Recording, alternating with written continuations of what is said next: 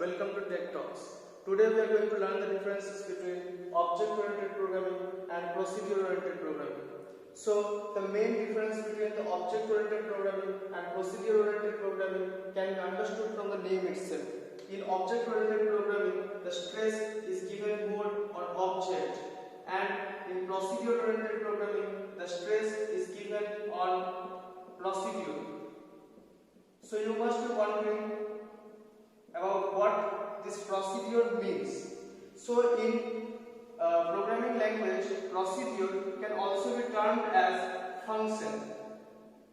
Now, what a function is? A function is basically a sequence of actions. Sequence of actions are termed as functions.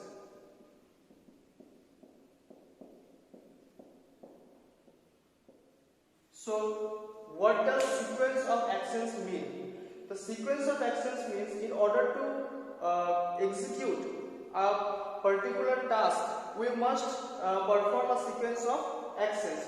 For example, if we want to add two numbers, suppose if we want to add A and B. So, first in computer, we must know the value of A and value of B.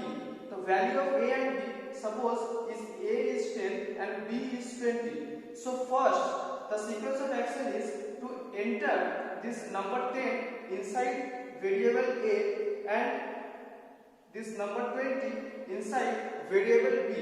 Then the second step is to there will be another variable, suppose sum, and inside that we are going to add A and B.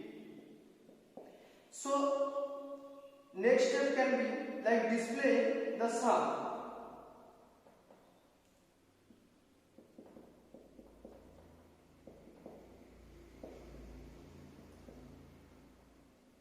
So this is step number 1, this is step number 2, and this is step number 3. So these are the sequence of actions in order to find out the sum of two numbers. So this is termed as a function or a procedure or a sequence of action. Now we have to understand that in procedure-oriented programming, the stress is the importance is given more on procedure. That is, if we make a tabular form and if we differentiate between these two, then we can write that stress or focus is given more on procedure or sequence of actions. But here in object-oriented programming, the stress is given more on data. The focus is more on data. So basically, what this means is that in procedure-oriented programming, the data is given more priority than procedure. So this has certain benefits over procedural-oriented language. As in case of procedure-oriented programming, the stress is given more on procedure, so the data is not much secure. So what does security of data mean? Security of data implies many things. Security of data, first of all, means the how much authentic the data remains after a certain number of users. Means in POD, the data is free to move from function to function. So the data can get altered in between the process. So if the data gets altered, so the chances of working of the particular program reduces. So this is one of the disadvantages of procedure-oriented language, that the stress is given on more on procedure but not on data. Moreover, in procedure-oriented language, access specifiers are not present. Access specifiers are not present. So what does access specifier means? Access specifier, we will learn this in another video about access specifiers in detail, but let me explain to you in a short about access specifier. So suppose you go to a college, and in a college there are classroom, there are admin office, there is admin computer, and all those units. Now as a student, you have full access to your classroom, but you have restricted access to your admin office or admin computer. So basically, the accessibility of a particular thing is determined using access specifier. So if we want to, basically we can say that admin office and admin computer are having private access specifier, and these classrooms are having public access specifier with respect to student. So this is what access specifier simply means.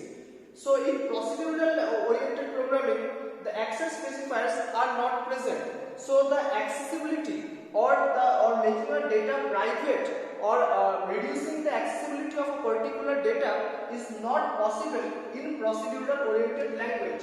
But in object oriented language, access specifiers are present.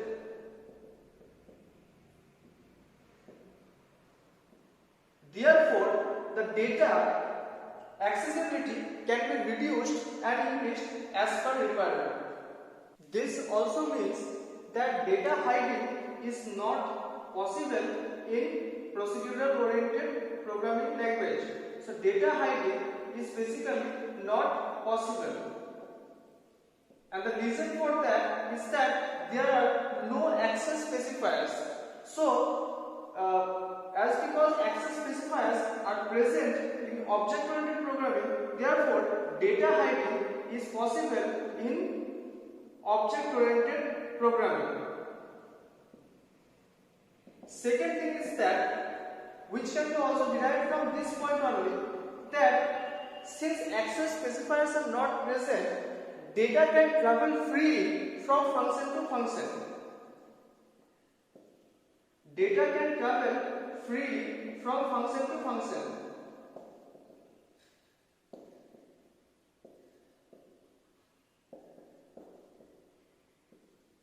But data traveling from one function to another is not that much easy in case of object-oriented programming. That is, data cannot travel easily from function to function.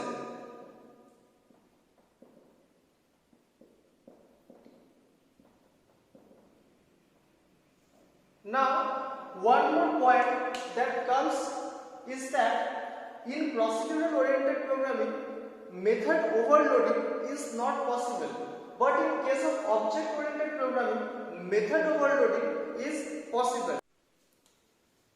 Before explaining to you method overloading, let me clear to you what does method mean. So method is basically a sequence of actions. A sequence of actions are also termed as function. So method and function both are same thing. So what does method overloading mean? So method overloading is basically using a particular function for more than one purpose. For example, suppose you are the same person who is going to school and also playing cricket. So basically the person is you, but performing more than one task. Similarly, a function can also perform more than one task, and this process is known as method overloading. But the concept of method overloading or polymorphism is not present in procedure-oriented programming, but it is present in object-oriented programming. We will learn more about method overloading and polymorphism in our later videos. So what does top-down approach and bottom-up approach mean? First, let me explain to you top-down approach. What happens in top-down approach is that suppose there is a problem. So it is being divided into sub-problems. And these sub-problems are in turn divided into other sub-problems. So this happens in case of procedure-oriented programming. What happens? A bigger program is divided into subparts, and those subparts are further into more subparts, and each of the subparts are being solved, and then the main program is being solved. Now what happens in case of bottom-up approach is that sub-problems or sub-parts are being solved, and as sub-parts are solved, the bigger parts are being solved, and gradually those parts solves the total problem. So basically this one is top-down approach and this one is bottom-up approach. Now from all the differences as we have seen, one thing is clear, that procedural oriented programming is less secure, but object oriented programming is more secure than procedural oriented programming. So now let's see some of the examples of procedural oriented programming. So examples are like C, COBOL, Fortran. All these languages are basically procedural oriented programming languages. But what are the examples of object oriented programming? The more recent ones like Java, C++, etc. are examples of object oriented programming. So these are the differences between object oriented programming and procedural oriented programming. That's all for today. Thank you for watching the video.